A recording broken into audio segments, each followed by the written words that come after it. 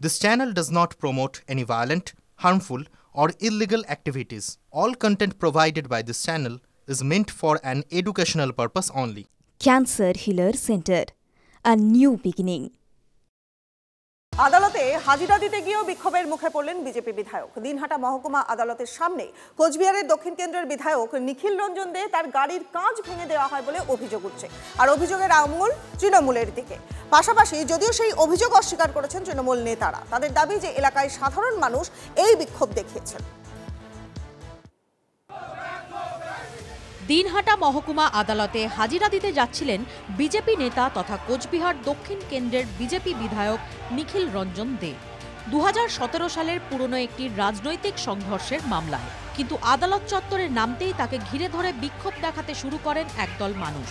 নিখিল রঞ্জনকে ঘিরে শুরু হয় গো ব্যাক স্লোগান।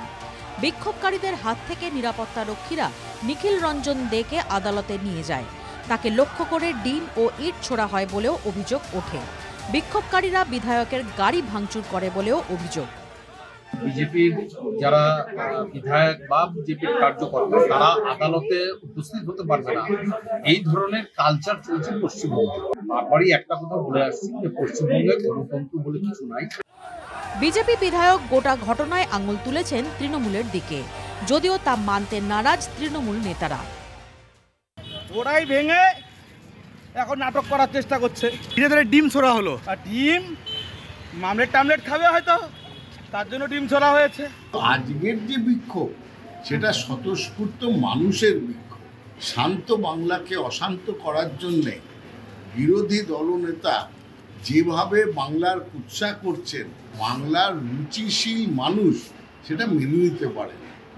তাই জন্যে সাধারণ মানুষের স্বতঃস্ফূর্ত প্রতিবাদের সম্মুখীন হতে হয়েছে নিখিল বাবুকে। বিক্ষোভ হামলার অভিযোগ নিয়ে চাপানুতর চলছে, কিন্তু আদালত চত্বরে বিধায়ককে ঘিরে বিক্ষোভ আদতে রাজনৈতিক জমি দখলের লড়াই বলেই মনে করছেন এলাকার মানুষ। রাজনৈতিক পর্যবেক্ষকদের মতে গত লোকসভা ভোটে নিশীথ প্রামাণিকের হারের পর থেকেই কোচবিহারে খানিকটা ব্যাকফুটে বিজেপি। বিশেষ করে দিনহাটা ও সিতাইয়ের অনেক এলাকায় সম্প্রতি সাংগঠনিকভাবে নিজেদের মণ্ডল সভাপতিও নির্বাচন করে পারেনি বিজেপি। বৃহস্পতিবার দিনহাটা কোর্ট চত্বরের ঘটনা সেই সাংগঠনিক দুর্বলতারই প্রমাণ বলে মনে করছেন অনেকে। Bureau report, TV9 Bangla. Left right left নাকি স্ট্রেট, রাজ্য রাজনীতির ঠিক কোন পথে হাঁটছেন নওশাদ সিদ্দিকী?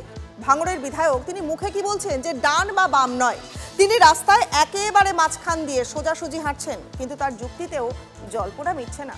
কারণ নওশাদ নবান্নে গিয়ে মুখ্যমন্ত্রীর সঙ্গে বৈঠক করেছেন, আবার ঠিক সতর্কভাবে ফুরফুরা শরীফ সেখানে কিন্তু মুখ্যমন্ত্রীর মঞ্চ তিনি এড়িয়ে গেছেন।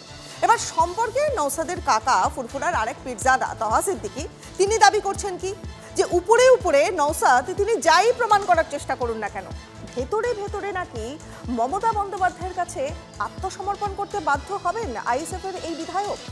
নওশাদ তিনি সমস্ত কথাই শুনেছেন এবং বলছেন কি যে তার টিকি কারোর কাছে বাধা নেই, কিন্তু আইএসএফের সমর্থক যারা তারা কি তাদের ভাইজানের এই কথাতে ভরসা পাচ্ছে, নাকি মুখ্যমন্ত্রী মমতা বন্দ্যোপাধ্যায় ফুরফুরা থেকে ঘুরে আসবার পরেই আইএসএফের ভিতরে একটা দ্বিধা তৈরি হয়ে যাচ্ছে?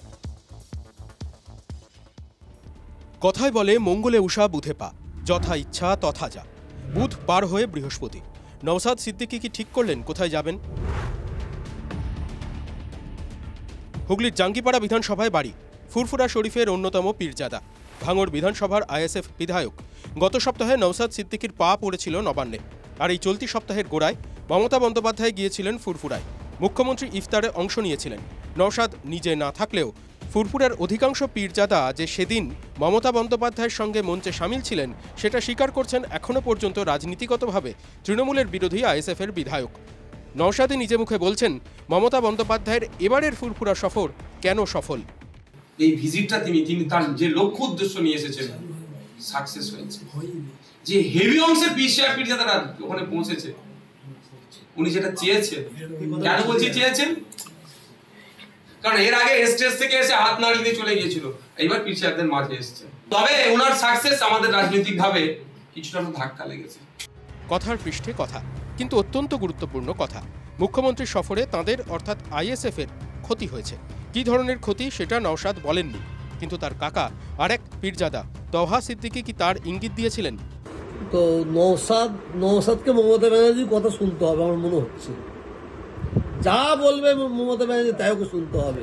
রাজনীতির মানুষ নন, তবুও তওহাকে তৃণমূলের প্রতি সহানুভূতিশীল বলেই চেনে বাংলার রাজনীতি। সেই যুক্তি মানলে তওহার উদ্দেশ্য নওশাদের ওপর চাপ তৈরিও হতে পারে। ভাঙড়ে 2021-এ বামেদের সমর্থনে নওশাদ জিতেছেন। 2024-এর লোকসভা ভোটে একা লড়ে আইএসএফ যাদবপুর লোকসভায় দ্বিতীয় হয়েছে। সেই ভাঙড় আর যাদবপুর লোকসভা এলাকায় তৃণমূলের অন্যতম মুখ ক্যানিং পূর্বের সংখ্যালঘু বিধায়কও কিন্তু তওহার সুরেই নওশাদকে চাপে ফেলেছেন। মমতা বন্দ্যোপাধ্যায়কে তার কারিশমা, তার যে ঐক্যবদ্ধ সব ধর্মের মানুষকে নিয়ে একটা সম্প্রীতির মেলবন্ধন, এটাতে আগে নওশাদ সিদ্দিকী ভয় পেয়েছে। চাপ যদি একেবারে তৈরি নাই হতো তাহলে নওশাদকে কি নিজের অবস্থান স্পষ্ট করতে হতো? ইন্ডিয়ান সেকুলার ফ্রন্ট কারো অঙ্গুলে হেলুলেতে চলবে না, কারো কন্ট্রোলে থাকবে না, কারো কথাই উঠবে না বসবে না। আমার রাজনৈতিক কেরিয়ার শেষ করার ক্ষমতা কারো হাতে নেই, মনে করি সৃষ্টিকর্তার হাত ছাড়া। আইএসএফ কারো কাছে টিকি পাতবে না, কারো দাবেদারি করবে না, তাহলে কি ধরে নিতে হবে আগামী বিধানসভা ভোটে নওশাদ সিদ্দিকীরা বামেদের সঙ্গেও থাকবেন না? 2021-এ লড়াই করে সংযুক্ত মোর্চার হয়ে লড়াই করেছি, বিধানসভায় পৌঁছেছি, সংযুক্ত মোর্চার যে দাবি দাওয়া যেগুলো আছে সেগুলো উত্থাপন করি, এই রাস্তাতেই থাকবো। এর বাইরে রাইট সাইড আর লেফট সাইড আমার প্রয়োজন নেই। নওশাদ মুখে বলছেন সংযুক্ত মোর্চার কথা, কিন্তু তিনিও জানেন এই মুহূর্তে বিধানসভায় তিনি ওই মোর্চার শিবরাত্রির সলতে। ভাঙড় ছাড়া রাজ্যের কোথাও তেমনভাবে অস্তিত্ব প্রমাণ হয়নি ভোটে। এমনকি যে জাঙ্গিপাড়া বিধানসভার ভূমিপুত্র নওশাদ, সেখানেও তো ঘাসফুলেরই দাপট। 2011 থেকে টানা জিতছেন তৃণমূলের স্নেহাশিস চক্রবর্তী। 2016 থেকে 2021-এ মার্জিন কমেছে। 2016 সালে মার্জিন ছিল 23,605, 2021-এ মার্জিন কমেছে 17,296। তবুও আসনটা ধরে রেখেছে তৃণমূল। জাঙ্গিপাড়া বিধানসভায় 2021 সালে আইএসএফ প্রার্থী ভোট পেয়েছিলেন 8%, সেখানে তৃণমূলের স্নেহাশিস ভোট পান 48%। পঞ্চায়েত ভোটেও তো তৃণমূলই দাপিয়েছে হুগলি জুড়ে। ফুরফুরা শরীফ পঞ্চায়েত এলাকায় আসন রয়েছে 29টা, তার মধ্যে 28টা তৃণমূলেরই দখলে। এই পরিসংখ্যানগুলো কি আইএসএফ বিধায়ক জানেন না? জানেন নাকি তাঁদের পরিবারেও দ্রুত বদলাচ্ছে সমীকরণ? ফুরফুরার অন্যতম পীরজাদা কাসিম সিদ্দিকীকে মুখ্যমন্ত্রীর পাশে দেখা গেছে। কাসিমকে তৃণমূল কাছে টানছে বলে জল্পনা শোনা যাচ্ছে। নওশাদের ক্যারিসমা ফিকে করতে কাসিমকে যদি শাসকপক্ষ বাজি ধরে, তাহলে ধর্মীয় রাজনীতির বেড়াজালে কি আইএসএফের সংগঠনের পাশাপাশি ফুরফুরার অন্দরেও রাশ আলগা হবে নওশাদ এবং তাঁর ঘনিষ্ঠদের? দলীয় রাজনীতির জন্য সরকারকে ব্যবহার করা একটা অপরাধ, আর সেই সরকারি প্রশাসনকে ব্যবহার করে ধর্মীয় গুরুদেরকে রাজনৈতিক স্বার্থে ব্যবহার করার প্রয়াস, সেটা ঠিক নয়, এটুকু বলতে পারি আমি। সংখ্যাগুরু ও সংখ্যালঘু মেরুকরণের আঁচে বাংলার রাজনীতি তপ্ত। তার মধ্যে ফুরফুরার ধর্মীয় সংস্করণ কি তৃণমূলের তুরুপের তাস? 26-এর বিধানসভা ভোটের লড়াইয়ে নামার আগে সেটা কি নওশাদ বুঝতে পারছেন? মুখে না বললেও মনে মনে কি বুঝছেন তার চারপাশে তৃণমূল উচ্চ রচনা করছে? Bureau report, TV9 Bangla.